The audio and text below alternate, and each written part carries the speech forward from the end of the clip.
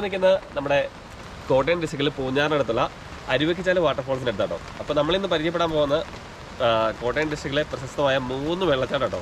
അതിൽ ആദ്യത്തെ വെള്ളച്ചാട്ടമാണ് നമ്മളിപ്പോൾ കാണാൻ പോകുന്നത് അരുവിക്കച്ചാൽ. നമ്മൾ രണ്ടാമത് പിന്നെ മാറമലയുണ്ട്, പിന്നെ വേങ്ങത്താനം എന്ന് പറഞ്ഞ വാട്ടർഫോൾസ് ഉണ്ട്. അപ്പോൾ ഇതിൻ്റെ ഡ്രോൺ വിഷ്വൽസാണ് കാണാൻ പോകുന്നത്. അപ്പോൾ നിങ്ങൾ വീഡിയോ സ്കിപ്പ് ചെയ്ത് കാണുക. അപ്പോൾ എൻ്റെ വീഡിയോ നിങ്ങൾ ഫേസ്ബുക്കിലാണ് കാണുന്നതെങ്കിലുണ്ടല്ലോ, നമ്മുടെ ചാനലായ അനൂപ്ട്രാവൽഡ്രീംസിൻ്റെ പേജ് ഫോളോ ചെയ്യാനും ലൈക്ക് ചെയ്യാനും മറക്കരുത്. അതുപോലെ എൻ്റെ പേജ് ഇൻസ്റ്റാഗ്രാമിലും ലൈക്ക് ചെയ്യാനും മറക്കില്ല കേട്ടോ. അപ്പം നമ്മൾ നേരെ വീഡിയോയിലേക്ക് പോകാം. ബാക്കിയുള്ള കാര്യങ്ങളൊക്കെ നമുക്ക് വെള്ളച്ചാട്ടത്തിൻ്റെ അവിടെ പോയി കാണാം. കാരണം ഇപ്പോൾ അത്യാവശ്യം നല്ല മഴയൊക്കെ ഉണ്ട്, നല്ല രീതിയിൽ വെള്ളമൊക്കെ ഉണ്ട് എല്ലാ വാട്ടർഫോൾസും. അപ്പോൾ നമുക്ക് നേരെ സമയം കളയാതെ അങ്ങോട്ട് പോകാം. നമ്മുടെ കൂടെ അഭിജിത്തുണ്ട്, ടേസറുണ്ട്, ഞങ്ങൾ 3 പേരാണ് പോകണേ കേട്ടോ. അപ്പോൾ നമുക്ക് നല്ല ശബ്ദം കേൾക്കാം, അവിടെ ചെന്നിട്ട് നോക്കാം വെള്ളച്ചാട്ടം എന്തുകൊണ്ടെന്ന്. അപ്പോൾ ഇതിൻ്റെ ഒരു പഴയ വീഡിയോ ഞാൻ എൻ്റെ ചാനൽ തുടങ്ങിയ സമയത്ത് ഞാൻ ഇതിൻ്റെ ഒരു വീഡിയോ ഇട്ടിട്ടുണ്ടായിരുന്നു. നിങ്ങളാരും കണ്ടു കാണാൻ സാധ്യതയില്ല കേട്ടോ, അതിന് അധികം നല്ല വ്യൂസ് ഒന്നും ഇല്ലായിരുന്നു. അപ്പോൾ ഇന്ന് നമ്മളതിൻ്റെ ആകാശ ദൃശ്യമാണ് കാണാൻ പോകുന്നത്.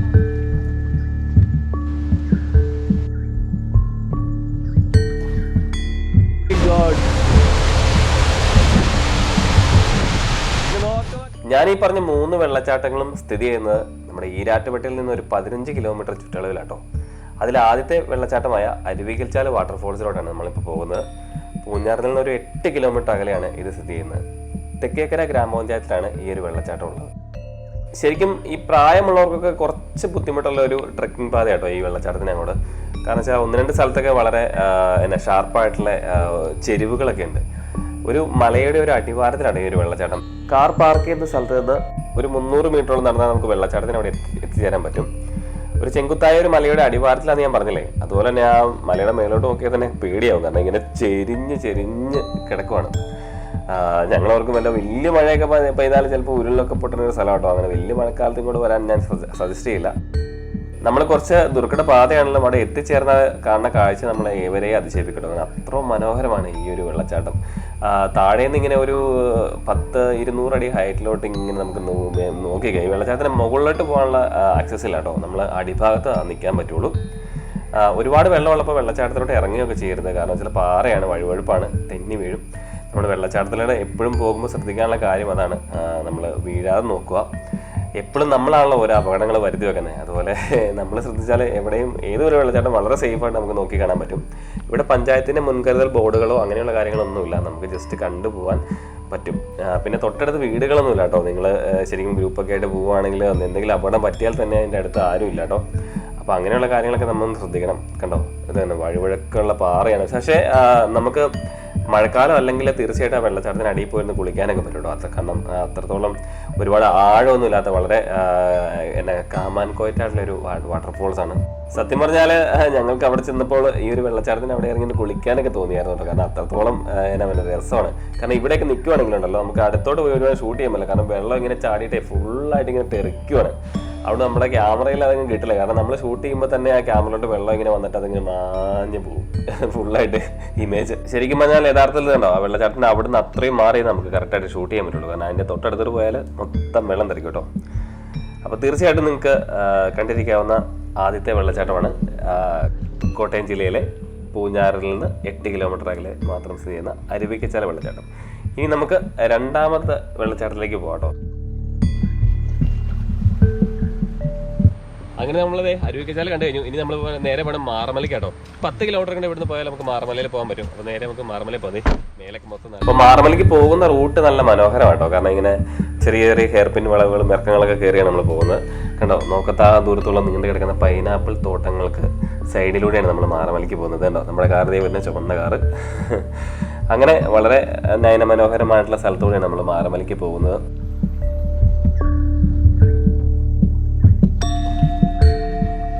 നമ്മൾ മാറമല അരുവിയുടെ അവിടെ എത്തി കേട്ടോ. ഇനി ഇവിടുന്ന് ഒരു 1/2 കിലോമീറ്റർ ഇങ്ങനെ നടന്ന് വേണം പോകാൻ വേണ്ടി. ഈ കാട്ടിനാ കണ്ടോ, ജസ്റ്റ് ഇങ്ങനെ പോയാൽ മതി. അപ്പോൾ നമുക്ക് അതിൻ്റെ ഉള്ളിലോട്ടൊന്ന് പോയി നോക്കാം അവിടെ എങ്ങനെയാണെന്നുള്ള കാര്യം.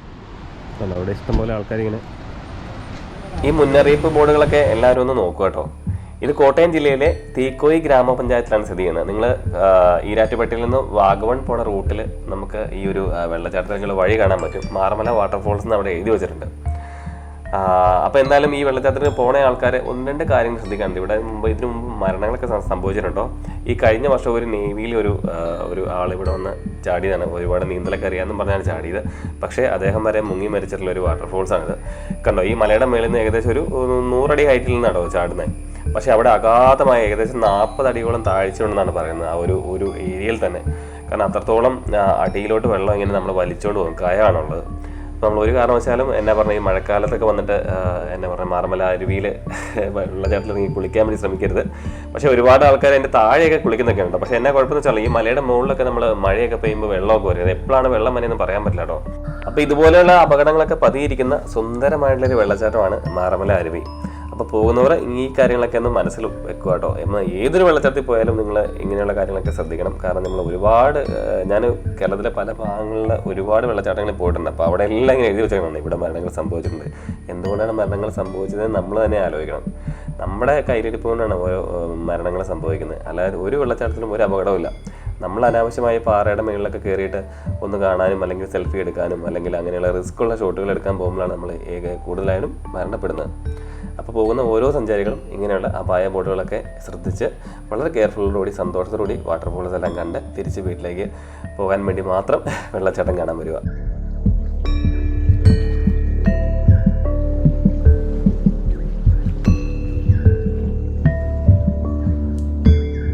നമ്മൾ ഈ വണ്ടി ഇടുന്ന സ്ഥലത്ത് നിന്ന് ഏകദേശം ഒരു 350 അല്ലെങ്കിൽ 400 മീറ്റർ നമ്മൾ നടക്കാറുണ്ട്. പ്രായമുള്ള ആൾക്കാർക്ക് പക്ഷേ ആ പാറക്കെട്ടുകളിലൂടെ അങ്ങോട്ട് കയറി പോകാൻ പറ്റില്ല. അതുകൊണ്ട് ഒരിക്കലും പ്രായമുള്ള ആൾക്കാർ പോകാൻ പറ്റിയൊരു സ്ഥലമല്ല കേട്ടോ അത്. നടക്കാനൊക്കെ പറ്റും. പ്രായം മീൻസ് അത് നടക്കാനൊക്കെ ബുദ്ധിമുട്ടുള്ള ആൾക്കാർക്ക്. അപ്പോൾ അങ്ങനത്തെ ഒരു ഏരിയയിലാണ് ഈ വെള്ളച്ചാട്ടം ചെയ്യുന്നത്. പ്രോപ്പറായിട്ട് വഴിയൊന്നുമില്ല. മൊത്തം വഴിവഴക്കുള്ള പാറകളൊക്കെ ഉണ്ട്. അതുകൊണ്ടുള്ള വഴിവഴക്കുള്ള പാറകൾ മാത്രമാണുള്ളത്. നമുക്ക് വെള്ളച്ചാട്ടത്തിന് അടുത്തോട്ട് അങ്ങനെ പോകാനും പറ്റുമില്ല. ഒരു രക്ഷയില്ല കേട്ടോ. നനഞ്ഞ് കുളിഞ്ഞ് തമിഴ് കേട്ടോ. ഞങ്ങൾ ഇന്നാളെ വന്നേക്കാളും വെള്ളം കൊള്ളുന്നുണ്ടോ. അതുകൊണ്ട് അവിടെ കുറേ ആൾക്കാരൊക്കെ കുളിക്കുന്നുണ്ട്. അങ്ങോട്ട് പോകണ്ട, അങ്ങോട്ട് ഭയങ്കര ആഴാണ്, ശരിയാണ്.